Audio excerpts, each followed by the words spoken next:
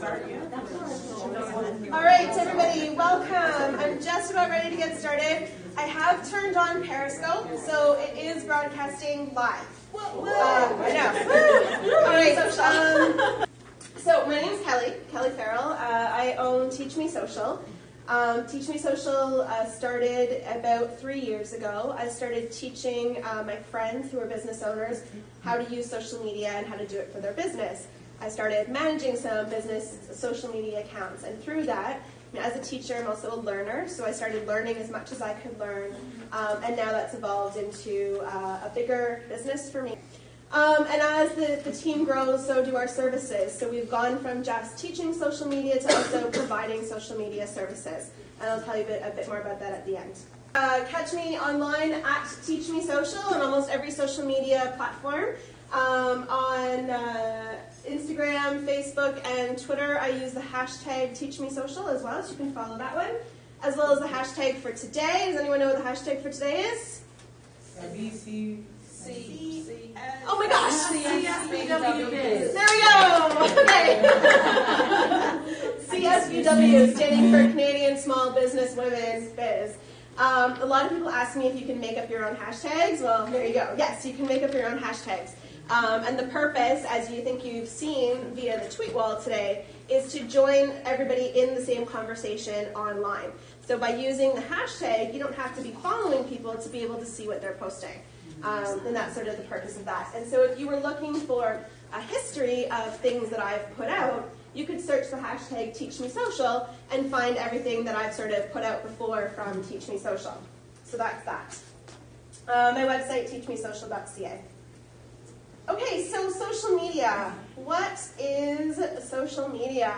So social media is evolving. Social media is changing every day. But social media is active, and it's involved, and it's interactive. So all of these icons are all asking you to do something. It needs to be involved. It's not a passive form of advertising, like putting up a poster, putting an ad in the paper, right? It's not that kind. You have to be interacting. You have to be liking, listening. You have to be watching. You have to be posting. You have to be commenting. It's all very, very active. And that's the biggest thing that I hope that you can take away here is that it is an involved process. You can't just post once a week and hope somebody's going to see it, right? Or, post something every day and hope that somebody's going to follow up. It has to be more than that. So that's sort of my biggest message that I want to give to you today. So it's social web, social computing. So it's no longer just this thing called social media that you go, I don't want anything to do with that. I don't want to know what people are eating for lunch anymore. I don't want to know what the celebrities did over the weekend. Okay, you cannot ignore it. It's not something that you can just pass over. So, don't play again for me. There we go. Okay, so where does that leave us? So that leaves us with having to pay attention to what's happening in the social world online. Your stop sign. So on the handout that I passed around there, you've got a diagram of this stop sign. And around the outside of the stop sign, we've got some logos. So we've got Facebook, Twitter, LinkedIn, Instagram, Pinterest, YouTube, Google+. Are we overwhelmed yet? Yeah. Already. Okay, so what if we add a few more to that? Let's talk about Google Mail, Blogger, Vine, that's called Secret. Then we have WhatsApp. We have Snapchat. Are you ready to get up and leave? Okay, you don't have to do it all. So before I go on, you do not have to do it all, but you need to know that it's there. And you need to know that, I've added those icons just in the last 6 months since I created that handout. So it's becoming more important. You can't just focus on those top 6 anymore, but you really have to now, instead of focusing on where you feel comfortable, you have to focus on where your target demographic feels comfortable. So if your target demographic isn't a demographic that's using Facebook, which is unlikely, but just an example, then why are you spending your time on Facebook just because that's what you know how to do? So what if your target demographic is really big on Snapchat and following Snapchat stories? Then you need to either get familiar with Snapchat or find someone who is familiar with Snapchat, right? So you need to be where your customers are. Your customers are here, so you need to decide where you're going to find them and how you're going to tell them your story and how you're going to then drive them to your stop sign.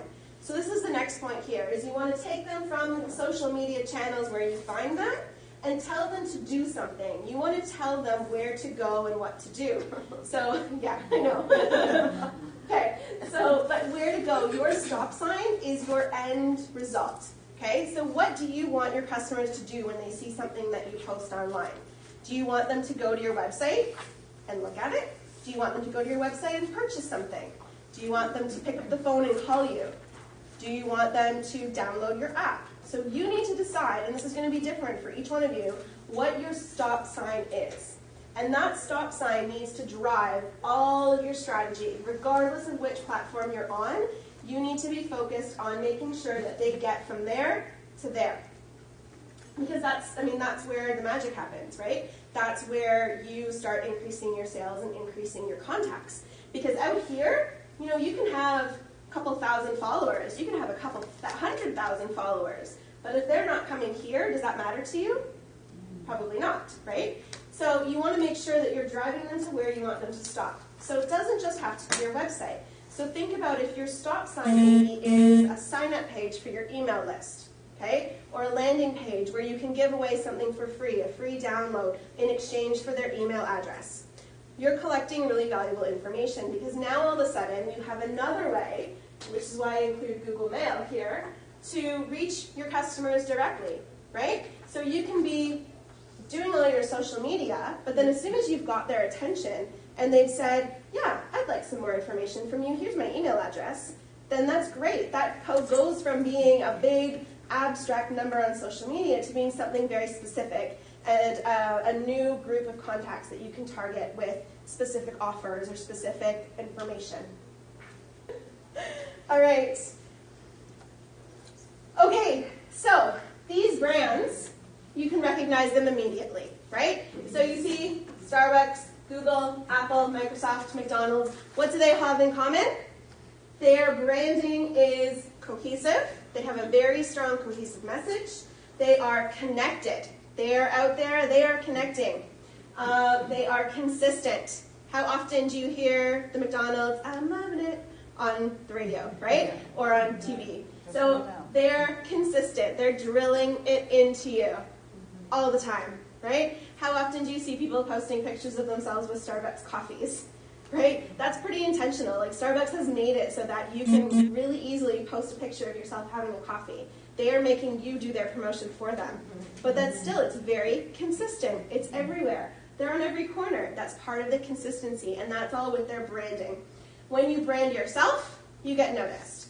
So thinking about your business, we're going to go through, these are my 3 simple steps. Okay? So you're going to be cohesive, you're going to be connected, and you're going to be consistent. And that's it. That's all it takes. There's no secret formula. There's no magic steps. There's no, you do this and you do this and you do this and then you wait and pray. If you can do this, then you will get noticed. That's just how it works. Okay, what does being cohesive mean? So it means having, a cohesive profile, using the same profile picture and username. So I told you at the very beginning how to find me on social media. I didn't say, go to facebook.com/teachmesocial, Kelly teaches social media.biz, I don't know, right? So it's Teach Me Social. Go to facebook.com/teachmesocial. Go to instagram.com, Teach Me Social. It's consistent across the board. I think I use the same profile picture. I'm in sort of a transition phase there, but you should be using, if you have a logo for your business, that's what you want to put as your profile picture. You need to be recognized. Ensure your messaging is the same. Something that people don't really take a lot of time to think about on social media is that little description about your business. So you have an about. On most social media platforms, it's about 120 characters. You want that to be cohesive throughout all of your social media sites. And you need it to match with your website so that the message your customer and your clients are getting is cohesive. Okay? What else do you want to do? You want to make sure your social media posts are relevant to your brand messaging and using the same brand colors. So I see this a lot from people, and they ask me, okay, I'm doing all this post and nothing's happening. And I'm saying, okay, but is what you're posting really relevant back to your stop sign? Is what you're posting relevant to the messaging Is it relevant to the services that you offer, right? Is it, are you posting in the same colors? So people like sharing inspirational quotes, yes? We see hundreds of them all over our social media. That's because people like those and share those. Everybody likes to be inspired, right? But if you're sharing someone else's inspirational quotes, let's say, so my colors are generally gray and pink right now, and I'm sharing inspirational quotes that have a lot of like green and blue in them. That's not going to tell people that I'm the one who shared it. So even if it's not mine, I might look for other inspirational quotes that follow my same branding, okay? Ideally, you create your own, and I've just started sort of creating my own and pushing out my own, but I'm trying to maintain a very cohesive branding image. So everything that I put out is going to be pink and gray and white and black, sort of my colors. And you want to make sure that that is across all your platforms and across your website. If you have a great website, don't change anything from that to social media. Follow the same colors, use the same logos, use the same wording, right? You want to change the words a little bit from platform to platform because you have the different demographic. So instead of, saying something in a full sentence, maybe on Twitter you write it out a little bit shorter. Okay? So you can change the wording, but don't change the messaging. All right, being connected. So step 2. Okay, so you've got the step 1 down, you've put your profile picture, you've done your messaging is nice and cohesive, and you're like, hey, great, I'm doing this well. Next step is start reaching out. A lot of people think that they need to be connected on social media with their potential customers. I'm going to tell you that's not true. I'm going to tell you that your potential customers are only part of who you're looking for in the online social world. Okay? The first part that you're looking to connect with is a professional network. So you want to connect with people who do the same thing that you do, maybe in different areas, maybe in the same area. Okay? You want to connect with other professionals because you can learn from them and hopefully they can learn something from you. It's not stealing. Let's think of it more as sharing, right? So you share an article from maybe someone who is really established, someone like a famous name in, social media, right? So there's a website I like to use, it's called Social Media Examiner. I always share posts from their website out onto my Facebook page. That's just part of my professional learning network. We're all still learning. None of us are the ultimate experts in everything that we do, right? We have to continually learn from each other. So developing your professional network is a third important to growing your entire network on social media. If you think about this, like the people in this room right now, about a third of the people in this room will probably be part of your professional network, right? Another third of these people in the room will probably be cheerleaders. Okay, so I've got a great cheerleader sitting back there who's recording and tweeting everything I say. Corey, thank you. So your cheerleaders are your friends, your family, people that you meet who really like what you do, people who, when you post something online, will automatically click like and share and comment something, right? Even if it's just like, good job, way to go. They're your cheerleaders. Why are they important? Okay, because of that networking effect when you get on social media. So let's say my mom is liking and commenting on all of my business posts. She has friends, right? So her friends see that she's commented on my post. It increases the reach of everything that I'm posting, okay? And I get that exponential effect via my cheerleaders. They are very, very important. I hear all the time from women, directing this at women who say, I don't really want to invite my friends. I don't want them to think that I'm pushing my business onto them, right? Or my family's my family. I don't want to, mix business and family.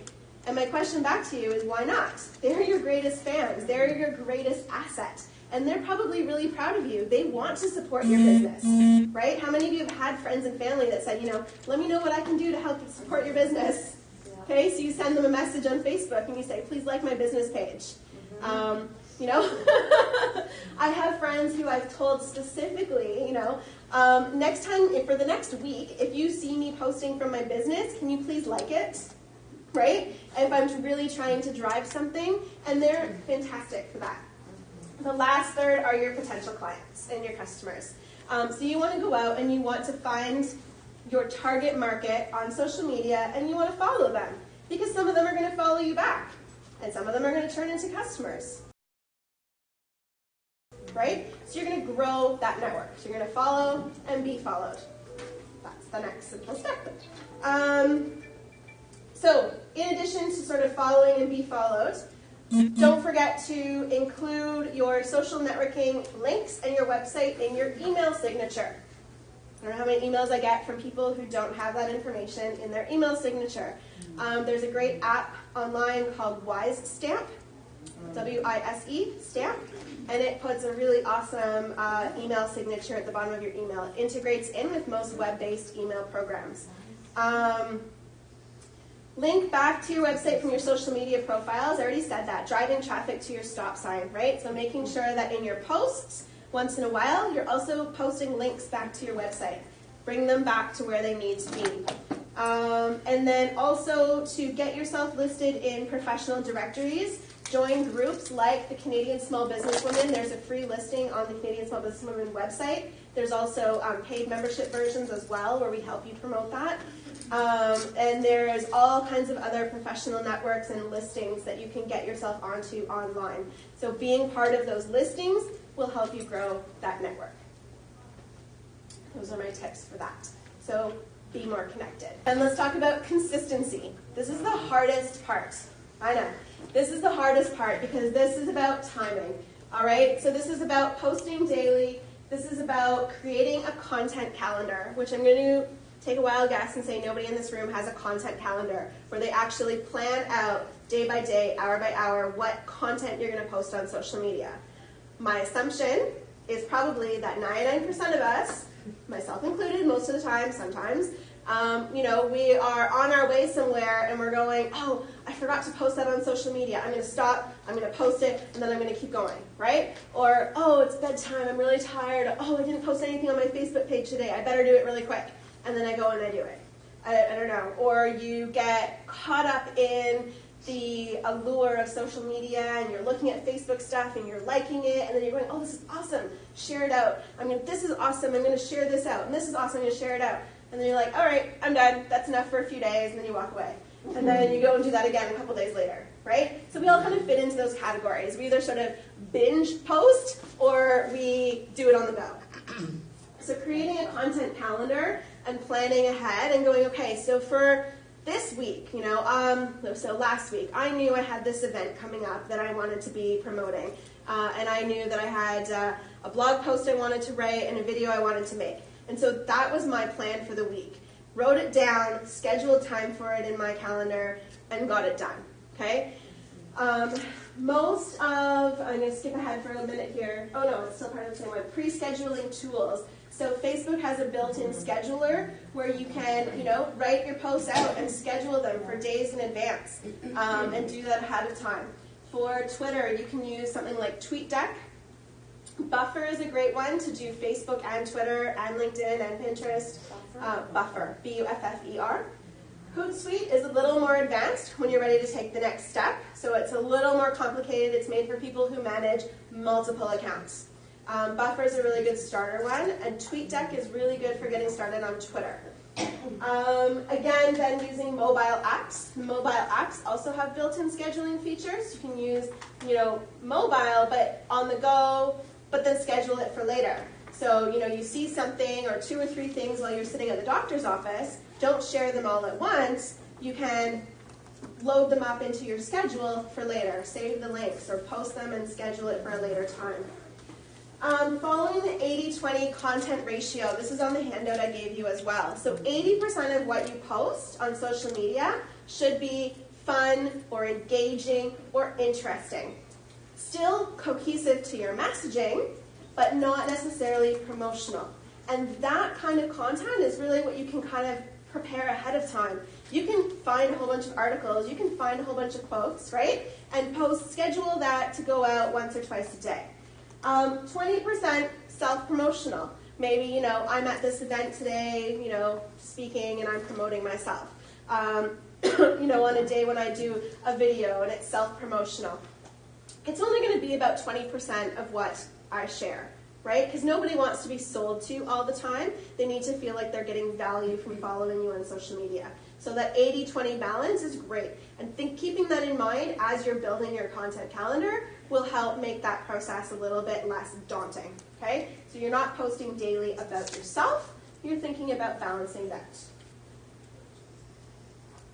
How do you manage your time? So I talked about content calendar, scheduling posts ahead of the time, mobile manager, talked about that. The last step is outsource to an expert, like me.